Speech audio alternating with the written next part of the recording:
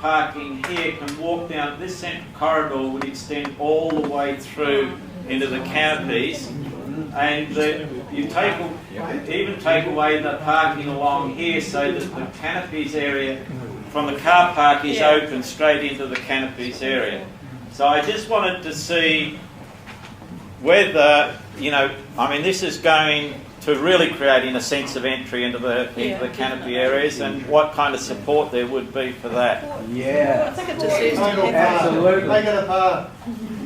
Well, you want to take it all out altogether. Absolutely. It's just Yeah. So the centre of, like you see in all the European cities, the some are hard, some are green, but this would give it a centre for people. Why do you want a centre for cars?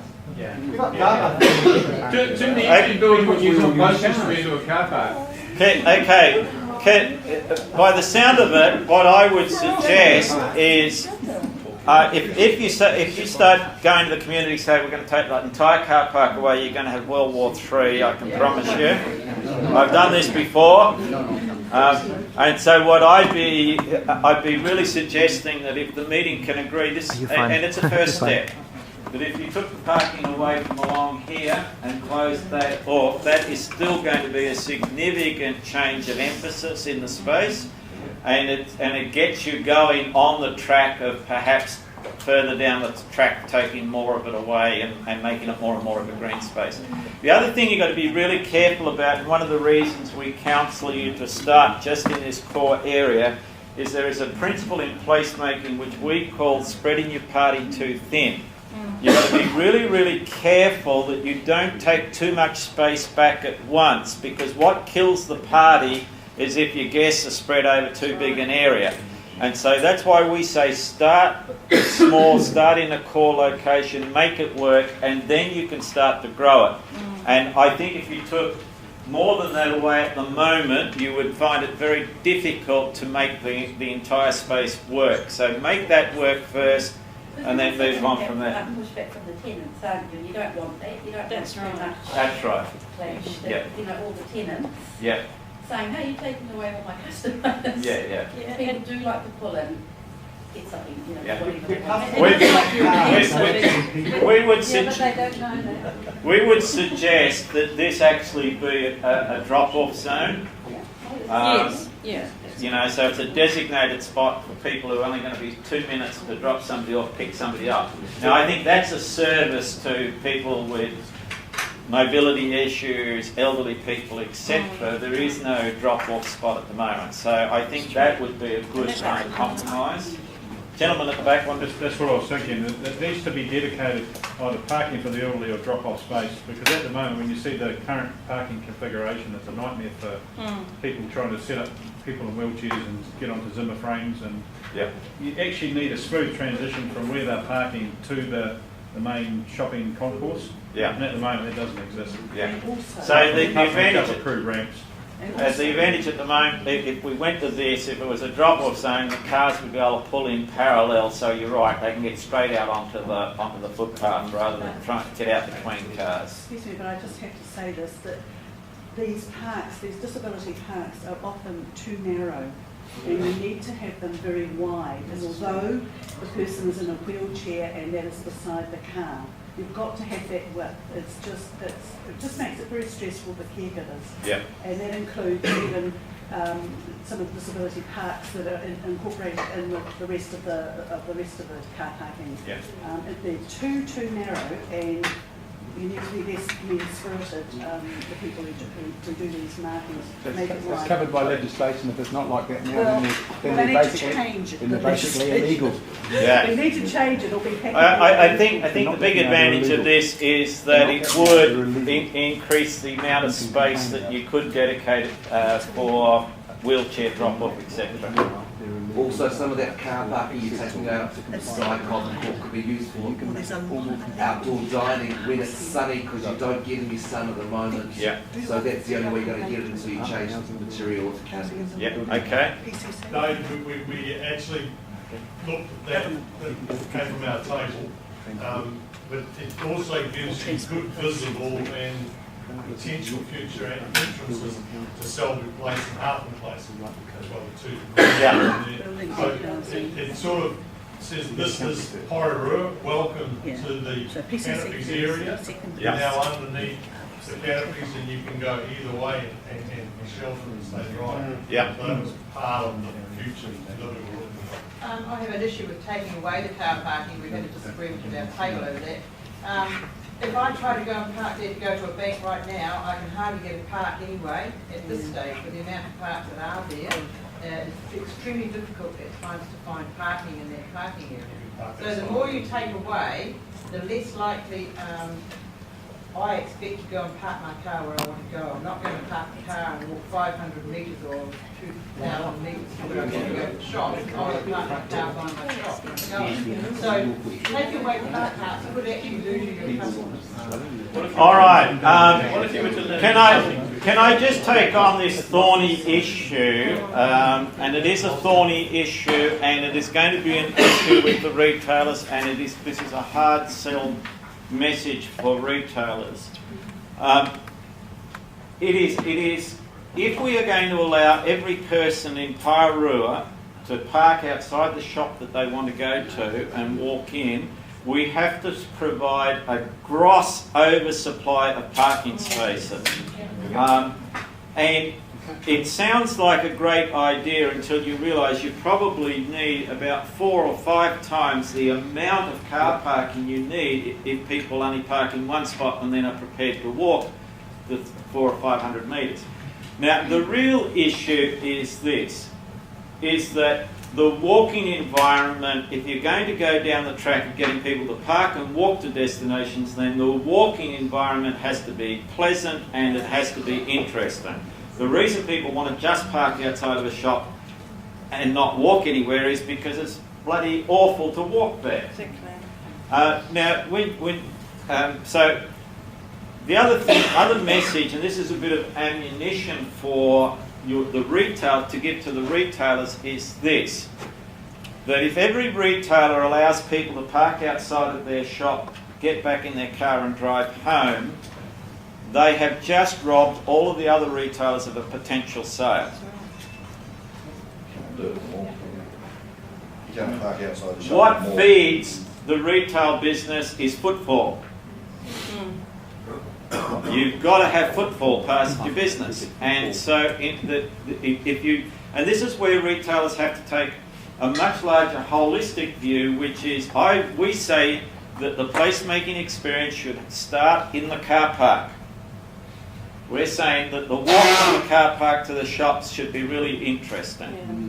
Okay, you understand where I'm heading with this? So the big picture here is, the more you can get people to walk and the more interesting you make the environment, the better it is for the retailers. Now, a lot of retailers don't understand that message, but that's what we need to keep hammering. They do in this room, let's just remove it and get on with it. Yeah, okay. We were talking in our group about there's an entry point, but there is also the aspect that you may be able to park outside the business that you want to go to. One of the aspects at the moment with our city centre is, how do you know when you're there? So if I was texting a friend saying meet me in the city centre, where exactly do I mean? If we can turn either the tree or have a sculpture or something that's going to be nicknamed and actually have a colloquial name that we all call it. So we talked about if we're using that tree, maybe there's decorations and fairy lights in it, maybe there's a tree house built around the base of it, maybe there's a sculpture there, like when you refer to the diving guy on the waterfront, people know what you mean and they know where you mean. Having somewhere that says you are now in the heart of the city centre, you've reached the middle bit, so everything comes out from here, but at the moment we don't have a central you are here arrow. Yeah. So having something that's got a nickname. So whatever it is, let's say the tree is meeting point, you must have a meeting point that's identifiable. It's got to have a catchy name that everybody knows it by. The public will tell us what that is, but... You know, in some places it's a gas-powered clock in Vancouver or somewhere. So to sort of supplement that idea, we thought we should call on our friends from Ngāti Toa you get a waharo or entranceway, a large entranceway next to the tree, smash up. Or we could have a competition to design something, because Porirua is all about curves, right? We've got curved hills, we've got curvy streams, we've got curvy harbours. We've got curvy women. We've got curvy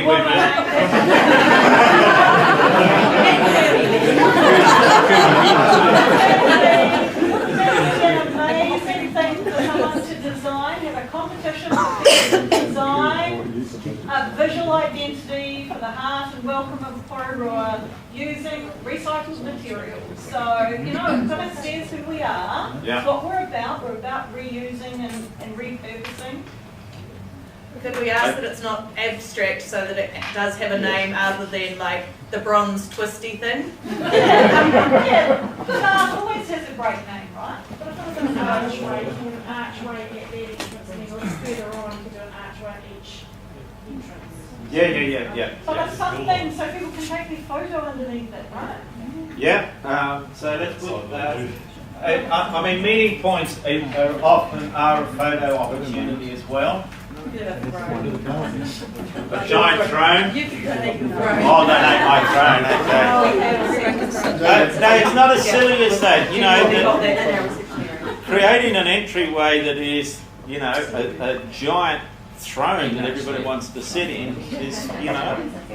So because I understand that people in the room have a better knowledge of what's happening with Ngāti may be able to correct me, but I think there is actually some kind of a carving symposium happening at the beginning of next year, which might mesh nicely with this kind of approach, but we'd have to ask Ngāti Toa what was actually happening there and see whether there's an opportunity to bring those two things together. Yeah, fantastic. Okay. Other ideas that came up about creating a sense of welcome? Oh, sorry, I forgot to put something on the resources, but at the Arts Festival of the Elements, a whole lot of the kids from the community made a huge phoenix sculpture, which is looking for a home. All right. Fantastic. Okay, anything else about creating a sense of welcome? So you never got the answer to this question. Oh, do you want me to take a vote? Oh, well, I think, you know, the reality is where we stand now is that there's been all this conversation around revitalisation in Porirua, and everybody keeps on going, and when's it going to happen? Yeah. We really need to start putting some very strong stakes in the ground that says something is changing here. We're going to try some different stuff. So I think we're going to be reasonably bold in what we do. All right, those who want to be bold and put a stake in the ground and say we're going to do this, can I see your hands? Making this, okay, fantastic. All right, so yes, I think we've now got a what do you call it? A manifesto, a mandate, a quorum. We have the knowledge of prepared to help We accept. A lovely big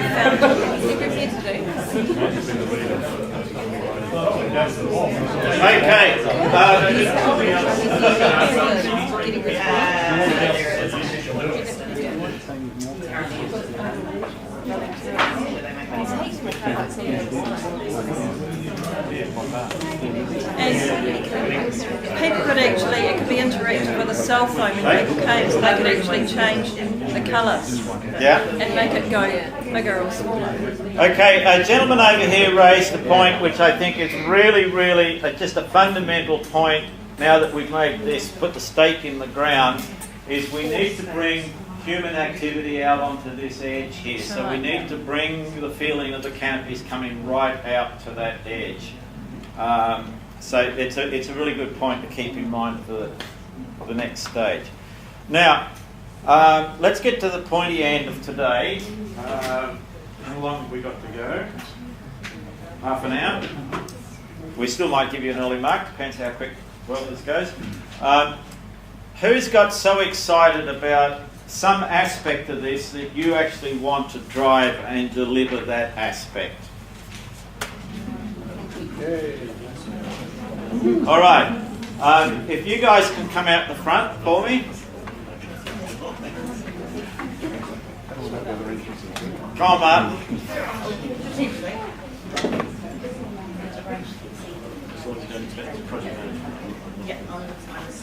No, we'll talk about project management shortly.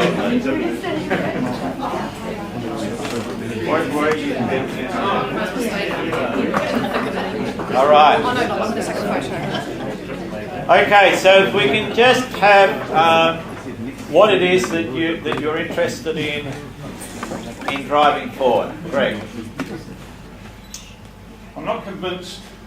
I understand why you want a central point as a statement, but you've got to remember that, and I think Thomas said it as well, that Sylvie and Hartham are also that people coming from other directions. So if you're going to drive it from that position, you're going to have to drive it from both ends as well. Otherwise, you're going to end up with something happening here and here that's going to be ununiform with what's happening in the centre. Yeah. You're interested in helping with the design of those, like the 3 entry points, the middle one and the 2 edge ones? And what happens under that canopy in that area. Right, okay. Yeah, fantastic. I'm interested in the movie space, so the idea of having the blankets, the bean bags, and setting up a space that's a movable feast in, I'd imagine, the southeast corner. Yeah. Okay, Martin? I'm just interested in transforming a really dead part of our city which needs sorting. Okay. Likewise, but I quite like looking at the movable shelter issue, planting or slats or that kind of stuff. Okay. Hey, our group's growing. I'm interested in creating a focal point where between the subway, the archway, and that point that we're talking about, the focal point that we're talking about, to create like a community sort of space where you can come and have something to eat, or it could be turned into a performance space as well, and also honouring the mural that has been in that archway, which was done by Bodie Vincent, which I think needs to be acknowledged as well as part of the art history of what happened. All right. I can show you lots of things actually, but particularly stuff for young families. And I'd love to see lots of really cool little events over the next 3 while to pull people in. Yeah. While all this is happening. Chris? I'm interested in what we can do with the digital side of this, because it's stuff I'm getting involved in the city anyway.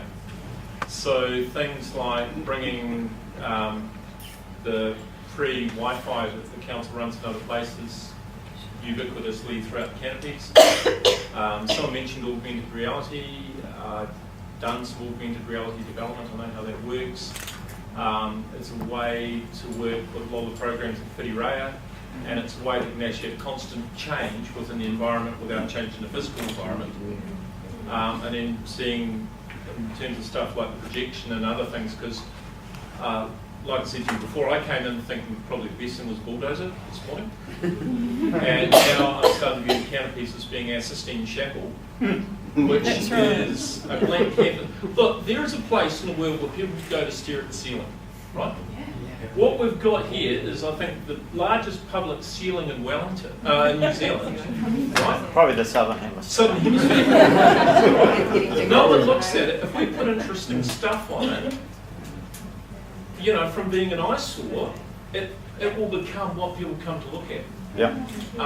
And it's like a screen, it's a canvas. Yeah. Okay, a round of applause for the revelation.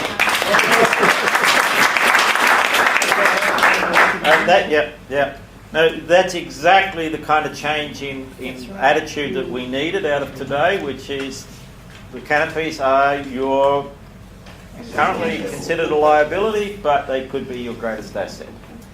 I'm not sure that I can do by myself because I'm not resident in Porirua, but I'm really interested to make a different sitting place with some extra chair or coaches that people have in their garage, but probably need some residents in Porirua help me to collect and then design different type of sitting. So that's taking existing seats that people have got and transforming them into an art piece for the great, fantastic. All right. Now, we got another one behind here. Holly came up with a really use the idea of, you know, where the tree is, making that the entrance point. And I know there's some alternatives, but we thought putting some seating around the base of the tree. That might not be, I don't know, does anybody know if birds sit in that tree? We're not sure. No birds? No, Bill's out there shooting them. Oh, oh, that's okay. So because the gentleman over here made a good point, if you have seating right under a tree, the obvious. But I mean, I wouldn't mind driving that bit to see if we could actually have some seating around the base of the tree, because I think that'd be a nice meeting point. My colleagues would We've got a diagram of that, we've got a model there, and we seat around the tree. We've got a model. Yeah, Robin's that's Okay, so we've got an example of these ones. They've got Norfolk lines, they've got seating all the way underneath. Oh, okay. See, I'm quite happy to go over and have a look and take some photos and try and get some sponsorship from somewhere. I think I fit under. Okay, now there are going to be some. We're going to need you guys at some point to kind of form into little action groups, and there might be people here that want to support these people. But this looks like, to me, a really fantastic group of people to just manage the project as to what's going to happen. And some of you will take on particular tasks. What's going to be key is to actually, first of all, decide what you're going to do, and then kind of who's the best person to drive that particular, who's going to go away and do the homework on that, as getting a costing for it, etc., and then putting together that work plan. Missed one. Hey? Missed one. We missed one? The good ideas. Oh, yes, sorry. What are you interested in, like, to... Maybe just the overall aesthetic and how it all works together, and how it's cohesive for each individual. Okay, I am glad you volunteered, because we absolutely need somebody who, we often call them the aesthetics police, the aesthetics policeman. Absolutely, and you really need one other person that you're going to work with on that. We then say that if the two of you can't agree, then you call somebody like us in to kind of make a call on it. But if the two of you can agree on what the colour palette is and all of those, absolutely up front we need some of those issues resolved, colour palettes and things like that. So the aesthetic side of it, absolutely. So that's fantastic. All right. Can I just very quickly add something, please? Because among this group of people, I think nobody has actually mentioned about bringing new activities to that part of quote-unquote canopies. I mean, whilst I totally agree that the canopy area, as I say, is one of the best features that quote-unquote has. People say it's rubbish, but I see it totally different. But why isn't there any new activities which can be used other than canopies 24/7? Why don't you bring a Nelson art craft under the canopy? Why don't somebody do that? Why don't council do that? Okay, I think that what we're doing is putting the infrastructure in place. So the first, to answer your question, the very first step in this process is that however long this group decides it needs to be, but approximately in 12 weeks' time or whatever, all of us are going to come back together for a weekend working bee, and we're actually going to make this thing happen, okay? And that hopefully you're going to get 100 or more people who turn up to help with that actual makeover, so putting the grass down, whatever it happens to be. Once that's happened, then you start to bring your activities in. So it's a matter of what we've got to put the infrastructure in there for the activities to be able to happen first up. Now we've got a newcomer to the team. I'm happy to look after momentum. The little things that keep the enthusiasm going, the little things that create activity along the way, the balloons in the trees because it's Friday, the tables and chairs out with board games on them, the little bits and pieces that keep reasons to keep coming back to the area to see what's changing, to see what's happening, to keep the excitement going while the bigger stuff gets underway. Can I volunteer to? Sure. Can I volunteer to do things for children and preschoolers, whatever kind of playable objects are required? Fantastic. This thing just keeps getting bigger and bigger, doesn't it? Like, fantastic. Now, I guess the key question now is, and this group really needs to decide that, is we're going to need an overall coordinator for this group that is going to facilitate the coming together, making the decisions, making sure the plan's in place, etc. So, is there somebody there that has exceptional, that you think that's your skills and you'd like to do it? Either that, or we'll all point and see who has the most fingers pointing at them. Or it can be a couple of you that you just say, we're going to share this responsibility. We're going to work together in being the one that organises the meeting, etc. So I saw a half hand go up. Yeah, I did project management. You do project management? What's your name? Liana. Liana, let's give Liana a huge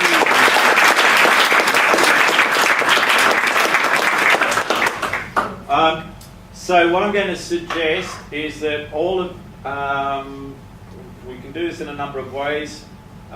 You all either give your name and email to Liana, or we get you to put a red dot beside your name on the sign-in book, so you don't have to rewrite it, which is going to work the easiest. Did you all sign in? Red dot. The red dot, it will save you all writing it out again. Okay. Can the rest of us give this group a round of applause? Yeah. Somebody take a photo of them to make sure they. We're on video. Now, just to be clear, we want this group to take the project sheet at the back, which outlines all of the steps, step by step, and we'll talk to you about that and make sure it all happens. So the next milestone is going to be for this group to have a plan for what you're going to be doing. So all of the subgroups will have worked out their budgets, what they're going to do, and as a group you'll have agreed, yes, this is what we're doing. And then that gets submitted to the council and creative communities for final sign-off. And then you start planning for the makeover day. So we start advertising, it's going to be on a certain day, this is what's going to happen, these are the kind of volunteers we want, etc., etc. And we're going to have basically a big working bee in the canopies sometime in the next, however long this group decide it needs to be. So any questions about how the process works from here? Yes? Certain people on my table would be really helpful for some of these things, and I was wondering, are we supposed to approach people? How do we get our team? Absolutely, absolutely. So I'm leaving now. So if there, let's just take an example. So if there were two of you who were looking after kids' activities or infrastructure for kids, then hopefully you would find other people in the community that want to support you in doing that. They don't come to the committee meetings. I mean, this is already a huge group of people, so you wouldn't want it growing any bigger than this. So the little subgroups then go off and they can have a whole nother team of people under them.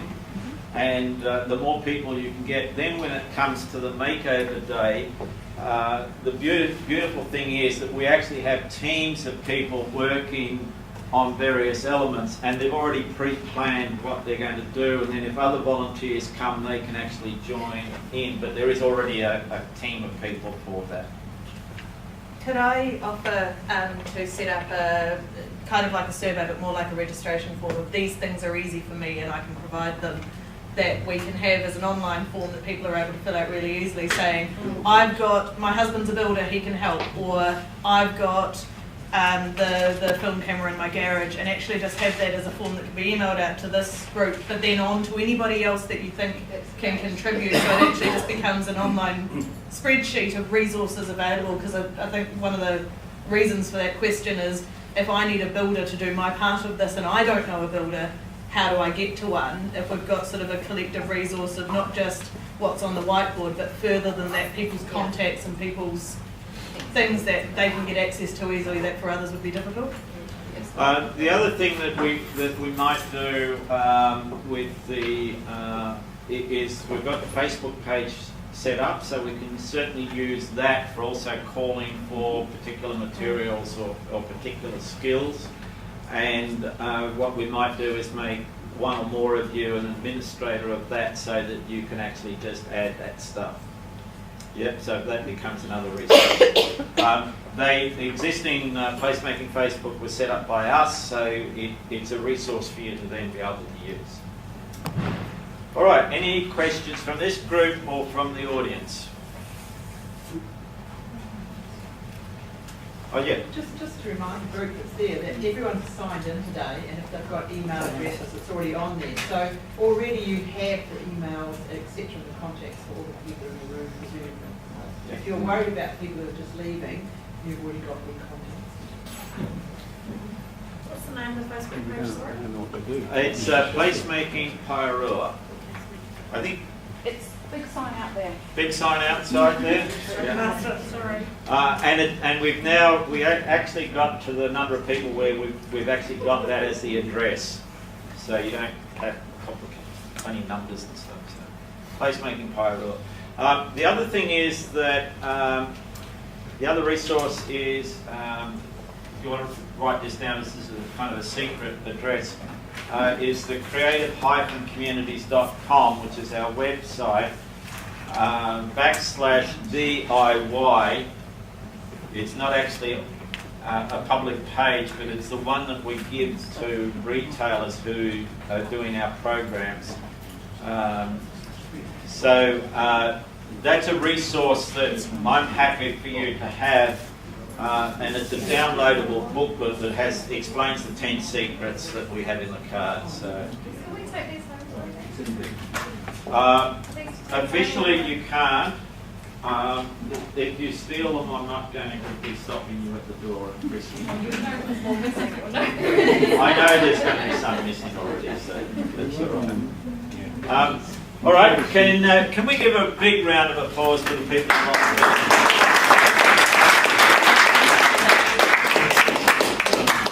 and give yourselves a round of applause. You've done exceptionally well. Geez, you're not very enthusiastic about your own contribution. And with that, that's the day finished. Thank you very much.